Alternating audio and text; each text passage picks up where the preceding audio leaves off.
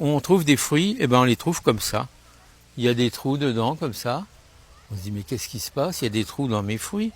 Oui, il y a des trous dans vos fruits. Alors, parfois on dit, on voit des guêpes qui y vont, parce qu'elles vont, parce que c'est ouvert et qu'elles sont attirées par le fruit, par le sucre du fruit. Mais c'est pas ça le problème. Le problème, c'est le carpocasme, un papillon de nuit qui vient chaque nuit, il vient pondre ses œufs et ça donne des chenilles. Et les chenilles, c'est elles qui pénètrent dans la pomme, qui veulent aller jusqu'au pépin pour se nourrir du pépin de la pomme. Donc pour éviter ça, évidemment, il y a des moyens naturels. Et moi, ce que je voudrais vous... Alors il y a des produits chimiques, mais moi, je suis contre ça. Donc si on peut éviter, eh bien on évite.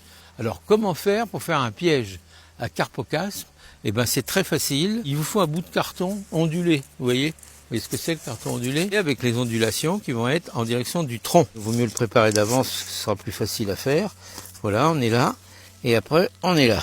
Voilà. Et ce qui va se passer, c'est que les chenilles qui vont essayer d'aller manger, elles vont redescendre vers le sol. Hein. Quand elles vont arriver dans les ondulations du carton, là, elles vont penser qu'elles sont arrivées au sol, là, pratiquement. Et donc, elles vont rester coincées un peu ici. Notre rôle à nous, c'est de venir 1 ou 2 fois par semaine, venir prélever le carton avec les chenilles qui sont à l'intérieur et le brûler, bien sûr. Alors, n'oublions pas de ramasser ceux qui sont déjà tombés au sol, parce qu'il peut y avoir encore des chenilles à l'intérieur. Et surtout, on ne les met pas au compost, hein. On les évacue. Laissons les fruits se développer. Faisons en sorte que notre arbre n'ait pas de souffrance hydrique, qu'il ait suffisamment d'eau pour se développer.